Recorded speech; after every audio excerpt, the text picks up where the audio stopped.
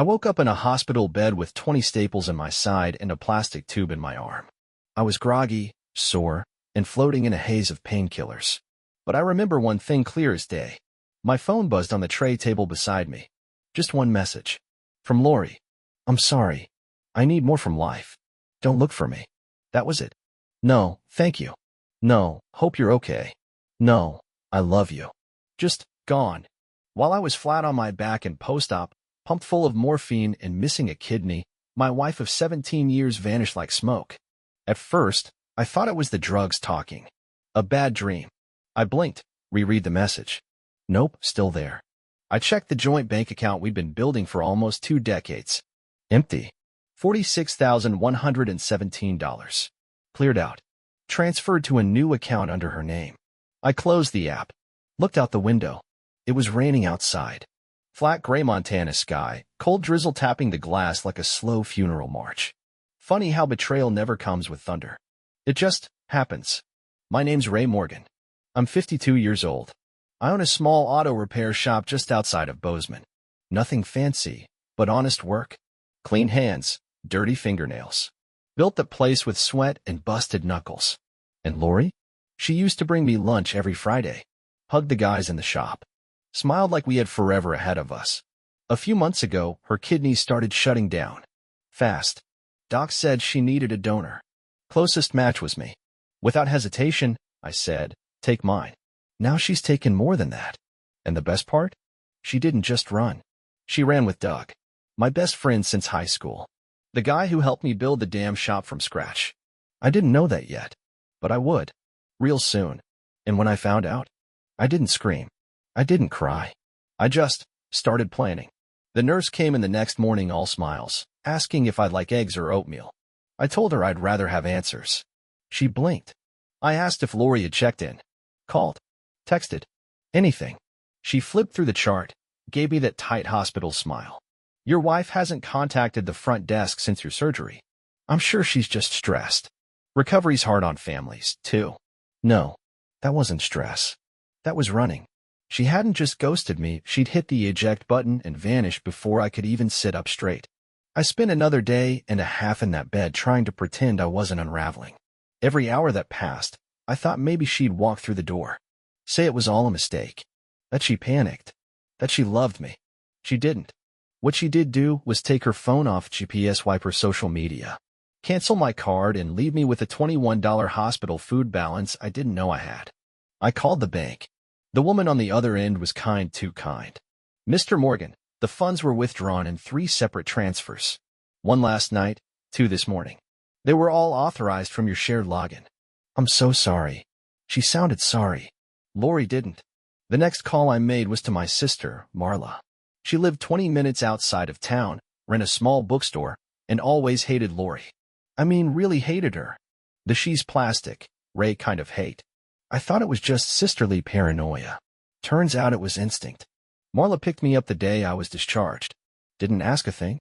She just helped me into the truck, tossed a blanket over my lap, and drove. Halfway home she said, "You're either real quiet because you're hurting, or because you're thinking. And I know you, Ray. You don't think like normal people. You think slow and dangerous." I didn't argue. At her house, she helped me into the guest room, gave me soup, left me alone.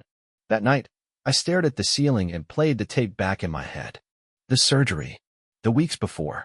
The way Lori stopped kissing me on the mouth. The way she'd started dressing up for errands. The sudden interest in vitamins, skincare, yoga. God, I've been blind. I gave her my kidney. She gave herself to someone else. And she didn't even have the balls to wait until I was off the damn floor. The next day, the truth started bleeding through. It came in the form of a photo. From my neighbor. And it blew the lid clean off. I was on Marla's back porch sipping lukewarm coffee when my phone buzzed. Harold, my next-door neighbor for over a decade. The kind of guy who lent you his mower without asking. He knew everything that happened on our street before the newspaper did. His message was short. Hate to be the one, Ray. Thought you should see this. Attached, one photo. Grainy. Zoomed in. Taken from across the parking lot of a roadside diner somewhere in Idaho Falls. But even blurry, there was no mistaking who was in it. Lori, leaning across a table, holding hands with Doug. My best friend. My shop partner. The man who stood beside me when my dad died. The guy I fished with every other Sunday like religion. And now? The guy screwing my wife behind my back while I lay in a hospital bed missing a piece of myself. The same Doug who'd helped me pick out the engagement ring. Who toasted our wedding with that smug grin and said, "You're the lucky one, Ray." Turns out he wasn't joking. They looked comfortable. Familiar. Not like a fling. More like a plan. I stared at that photo until my knuckles went white around the phone. Then I just exhaled. Real slow. That's when it all started clicking together. The times Doug had been just dropping by when I wasn't home. The inside jokes between them I never understood. The way Lori laughed a little too hard at his stories. Hell, he helped install the new AC unit last fall. Spent 2 weekends at my house while I was on the road delivering parts. I thought he was doing me a favor. Turns out he was just getting cozy in my home with my wife. I showed the photo to Marla. She squinted, shook her head. I always knew he was a slimeball. You give a man keys to your castle, don't be shocked when he starts sleeping in your bed. I didn't get angry. I just saved the photo, forwarded it to a private email folder I called Receipts, and went inside to lie down. And I'll tell you something, partner. As I lay there staring at the ceiling, not sleeping, not blinking, just boiling quietly, I realized something. They thought I was too weak to fight back. Too tired. Too heartbroken. Too nice. They thought the kidney had taken the fight out of me. That was their first mistake. They thought wrong. Doug always took me for the quiet type. The guy who'd rather patch a radiator than start a fight. The guy who forgives, forgets, and moves on. And he was right about the old me. But that version of Ray bled out on an operating table the day he gave his kidney to a woman who couldn't wait 2 days to start screwing his best friend. The version that woke up? He was done with mercy. First move, paperwork. While they were sipping coffee in Idaho Falls, I was pulling files from my safe at the shop quietly through my spare keys and backup login. All those boring joint decisions Lori let me handle? She never once cared to read the fine print. And that, my friend, was my opening. The house? We refinanced last year when the wildfire evac zone shifted. Lori was too busy to come to the signing. Said she trusted me. So I signed solo. House is in my name. Only. The shop? Always mine. Doug never wanted his name on anything official. Said it made him feel freer. Hell, he didn't even want to be on payroll. Preferred cash.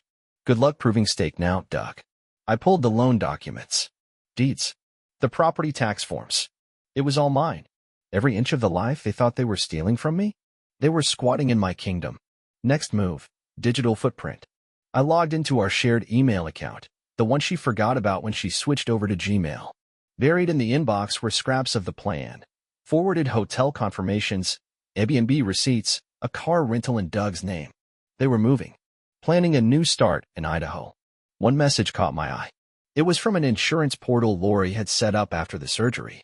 It was a thank you message. To Doug. Thank you for helping me through this. I couldn't have made it without you. You've been my rock. No mention of me. The man who laid on the table. Gave her part of his body. Gave her another shot at life. She called him her rock. That was the moment the switch flipped. I wasn't going to yell. I wasn't going to beg. I was going to outplay them. They'd bet everything on my weakness. Time to show them what a strong man does when he's got nothing left to lose and everything left to take back. They say if you want to know the truth, follow the money. So I did. Lori was sloppy. Cocky, even. She thought I'd be in recovery long enough not to notice the leaks. Thought I was too broken to track what she'd been siphoning off for months. But see, I've been running a shop for 20 years. You learn how to spot slow leaks before the engine locks up. And her trail? It wasn't just messy. It was loud. First stop, the bank. Not the one she emptied. We were done with that. I went digging through some old records I kept from a side account I used years ago, back when I was thinking of franchising the shop. Never closed it, just let it sit quiet. And guess what? 3 months before the surgery, Lori made a deposit into a new joint account at a different bank. Not with me. With Douglas Shane Connolly. That's right, Doug. She used her maiden name on some of the forms. But he used his real name. Signed the damn thing like he was proud of it. The trail was easy after that. Monthly deposits. All under $9,000, just enough to avoid federal reporting flags. Lori wasn't just running. She was laundering.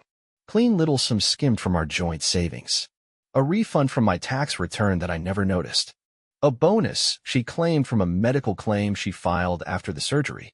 All of it feeding a future without me. Then I found the final nail. Doug's name on a purchase inquiry, 10 acres outside Idaho Falls. Lakeside lot. For custom build or cabin retreat. The kicker? The initial down payment had been wired directly from Lori's new account. They were planning to build a home. With my money. While I was bleeding in a hospital bed, Lori was wiring foundation cash to start over with my best friend. That's when I felt it. Not anger. Not even betrayal. Just focus. A sense of clarity I hadn't had in years. They thought I was down. They thought I'd never see it coming. But they missed one thing. You don't mess with a man who's built everything with his own hands. Because he knows how to take it apart. Peace. Bye. Peace. The day after I uncovered the account, I made a call I never thought I'd make. Dennis Holt, my old high school buddy turned real estate attorney. We hadn't talked in years, but I remembered he was the kind of guy who could find a needle in a stack of forged contracts and get you paid for the inconvenience. He picked up on the third ring. Ray? Hell, I haven't heard that name in a decade. You still breathing? Barely. You still make dirtbags sweat. Every damn day. I laid it out over coffee, everything. The surgery, the vanishing act, the joint account with Doug, the property purchase, the stolen funds, the betrayal so bald-faced it could have made a statue flinch. He didn't say much until the end, just leaned back in his chair and whistled through his teeth. Jesus, Ray. They were already halfway through the getaway before you even signed the release papers. I know. They think you're broke, huh? They think I'm dead in the water. He smiled. Real slow. Good. Let's keep it that way. Dennis got to work right then and there. Had me pull every title, tax record, loan agreement, and business registration I had. We built a file 2 inches thick before lunch. And here's what I learned. The house. Because I refinanced it under just my name last year, and Lori signed a quitclaim waiver without reading it, she had no legal stake. It was mine. Every wall, every floorboard. The shop? Also mine. Doug had no contract. No pay stubs. No stake on paper. Just sweat equity and friendly handshakes. Which count for nothing in court. The funds in her new account? They could be traced, because some of them were disability payments from my insurance after the surgery. Misappropriation of benefits. The land in Idaho? The contract wasn't finalized yet. It was pending approval, which meant we had time to blow it up before the deed ever transferred. Dennis leaned forward, tapping the paperwork with the back of his pen. Here's what we do. You stay quiet. Don't tip your hand. Let her think she's in the clear. Then we hit her from 3 sides: fraud, misappropriation, and abandonment.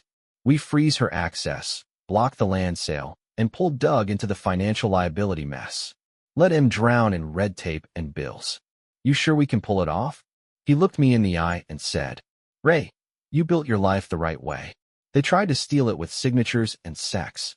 Now we're going to take it back with strategy and statute. I nodded. For the first time in weeks, my chest didn't ache. Not from the surgery. Not from the betrayal. Because now, I wasn't just healing. I was loading the damn rifle. The first thing I did was stop answering her messages. Because yeah, Lori started texting. 3 weeks after she vanished, after she drained the bank account, and sent me that coward's breakup text, she reached back out like nothing happened. Hey, just checking in. Hope you're recovering okay. I didn't reply. 2 days later. I know you're mad, but we need to talk about moving forward. There's still things to figure out. Still things?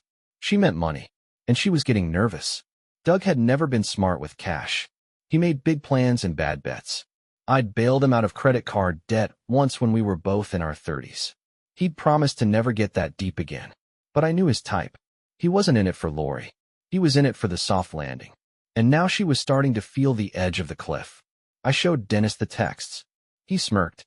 Send her just one message. Short. Just enough to shake her. So I did. 1 line. You should read what you signed. I didn't say what. I didn't say how. Just left it dangling like a rusted blade over her head. 3 hours later, I got this. What do you mean by that? Followed by, Ray, we really need to talk. Please. I'm sorry if I hurt you. I wasn't trying to. She was unraveling. And while she spun in circles, Dennis and I were stacking bricks. He filed paperwork to freeze all joint accounts, citing medical incapacitation at the time of withdrawal. We notified the Idaho Land Office of a pending legal dispute involving misused funds, enough to delay the deal and spook the seller. And we filed a claim with the insurer Lori had tapped into, showing that the coordinator she listed, Doug, was never approved as a medical agent. That alone opened her up to an investigation for benefits fraud. Every day, another domino fell. And I never said a word. Marla noticed. "You look different," she said one night while we ate soup on the porch. Different how? Like a man who isn't bleeding anymore. She was right. Because the moment Lori signed those dotted lines, too lazy, too arrogant to read them, she handed me the one thing I never had during our whole marriage. Leverage. And now? I was going to use it to make sure every stone they stacked for their new dream life crumbled before they even laid the foundation. The final straw came 2 weeks later, in the form of a flyer. Marla spotted it first, tacked to a bulletin board at the local coffee shop. Future home sites coming soon. Crystal Pines Lakeview. Underneath was a grainy rendering of a brand new development on 10 acres of untouched Idaho land. Trees. Dock. Custom cabins. And at the bottom, 2 names in faded ink. Listing agents, Douglas Connolly and Lori Morgan. I stared at it so long I didn't even hear Marla say, "Looks like they're playing house." I took a photo of the flyer and sent it to Dennis. He called me 5 minutes later. "That property is in your name." "Come again." "Lori used your name and financials to initiate the land inquiry months ago. Probably assumed she'd just roll the contract forward. But the seller filed it under your SSN and info. That land's yours, Ray. On paper and in the county record books. So if they try to sell it, they'll be committing real estate fraud. And I'll be waiting with the sheriff." That night, I made a call to the seller's attorney, someone Dennis knew through a fishing club. We explained the situation, offered to legally withdraw the purchase so long as it came with documentation. By morning, the contract was nullified, and a letter went out to Lori and Doug's P.O. box. Ownership claim invalid. Property not available for development. Cease all marketing and advertising activity immediately or face civil liability. By noon, the flyer was gone from the bulletin board. By dinner time, Doug's truck had been spotted pulling out of their rental cabin with a trailer full of furniture strapped to the back. He was running. And Lori? She texted again. "You're ruining everything. Why are you doing this?" I didn't answer. Because I didn't need to say a damn thing. She was watching the walls close in. Watching everything she'd stolen slip right through her fingers. They tried to sell a dream. But the land they wanted to build it on belonged to the man they'd gutted. And now that man was coming to collect. She showed up just after sunset. I was in the shop, hands deep in a busted transmission, when I heard tires on gravel outside the bay doors. Didn't even have to look. I knew that sound. I washed my hands, walked to the door, and there she was, Lori, standing next to her dented Nissan with makeup smudged, hair tied back, wearing a hoodie that didn't fit right. Not her usual polished self. She looked small. "Can we talk?" I didn't answer. Just opened the side door and stepped outside. "Please, Ray. I don't have anywhere else to go." I stayed silent. "Doug left," she said. "Took what was left of the money and disappeared. I have nothing. Not even enough gas to get back to Idaho." I crossed my arms. Let her keep talking. "I made a mistake, okay? I thought he was different. Thought we could build something together. But he was just using me." "And what were you doing?" I finally asked. She blinked. "What?" "Using me. Using my body. My money. My name. My house. My trust." She flinched. "I was scared," she said. "You were sick, Ray. You could have died. I couldn't handle that. And you were always working, always distant. So you screwed my best friend?" She started crying then. Real tears or not, I didn't care. Not anymore. I didn't know what else to do, she choked. Everything was falling apart. I panicked. "You planned that land deal for months." Silence. "You opened the account with Doug 3 months before my surgery.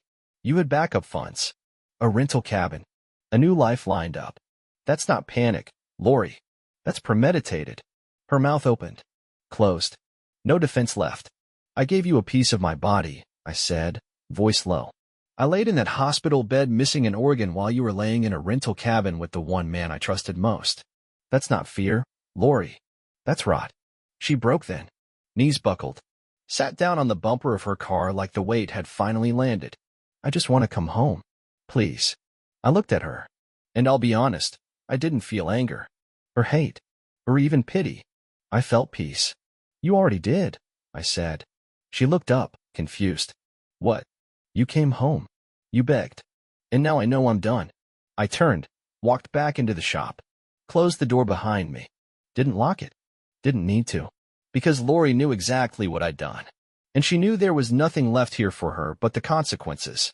A week after Lori showed up at the shop, I got the paperwork from Dennis. Full asset freeze approved. Emergency order for possession of the house granted. Fraud complaint accepted by the county. It was over. She didn't fight it. Couldn't. The paper trail was too clean. Her name was nowhere that mattered, and Doug had disappeared without a trace, took whatever cash was left and ghosted. Probably off in Arizona charming the next fool who didn't read the fine print. Lori left Bozeman 2 days later. Marla said she saw her at the bus station with a single suitcase and a blank stare. Didn't say goodbye. Didn't text. Didn't even try to argue. Just vanished the way she came. Dennis and I celebrated over steak and bourbon. He toasted me with one line I'll never forget. Some men explode. Others endure. You, Ray? You executed. I didn't say much. I wasn't in the mood to gloat. Because this wasn't about revenge anymore. It was about reclamation. I didn't just take my life back. I upgraded it. A month later, I promoted my apprentice, Jake, to co-owner of the shop. Good kid. Quiet. Loyal. The kind of man who understands sweat is its own currency. I cashed out some retirement to buy the cabin lot Lori and Doug tried to steal. Built a one-room setup with my own hands. Took my time. Every nail, every board, every window mine. And then, one cold morning in January, I found her final letter. Tucked under the wiper blade of my truck at the shop. Neatly folded. No envelope. Just a few lines, scrawled in shaky handwriting. I never stopped loving you. I just didn't know how to be loved right. I'm sorry for everything. You didn't deserve it. No return address. No number. I read it once. Then I walked inside, dropped it in the wood stove, and watched it burn. Because Lori was right about one thing. I didn't deserve what she did to me. But I sure as hell deserved how I finished it. She took my kidney. I kept my spine. She built a lie. I buried it in fire. And now? I sleep just fine.